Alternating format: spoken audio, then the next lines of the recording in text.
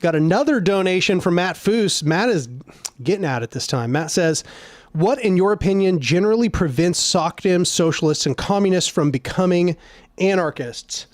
It's what I mentioned earlier, what I call hierarchical realism. And this is kind of related to what is called capitalist realism. Mark Fisher wrote a book called Capitalist Realism. And capitalist realism is the belief that the only system which can exist is capitalism, essentially, that we are at the end of history. There is nothing beyond capitalism.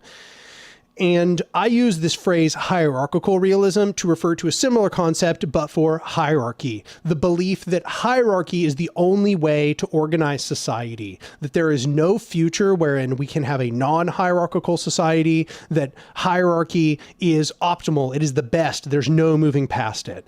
And I think hierarchical realism is a result of the social abusive tendencies of a hierarchical society. You know, in a way that, sorry if this is triggering at all, talking about abuse just for interpersonal abuse, like in relationships here for a moment.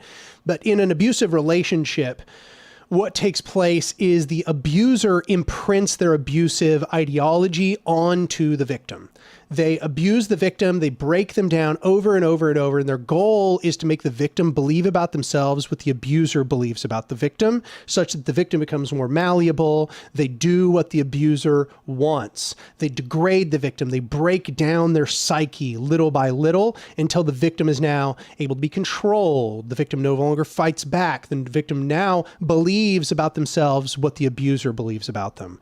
I think that that just takes place at a social scale under hierarchical power structures. Hierarchical power structures, they essentially carry out these same features of abuse, but at the social scale. And so we are all essentially institutionalized by hierarchy. And so we've taken into our minds this belief that hierarchy is the only way that society can exist, that the only structure by which politics can be managed. And in that process, we begin to think about ourselves, what our abuser thinks about us, which is that we are servile, lowly, degraded, and that we must have some powerful leader who is better than us and who knows better than us to tell us what to do. And therefore, we seek out hierarchies everywhere we go, even, unfortunately, in our desire to liberate ourselves from those very same hierarchies. Hopefully, that was a good answer.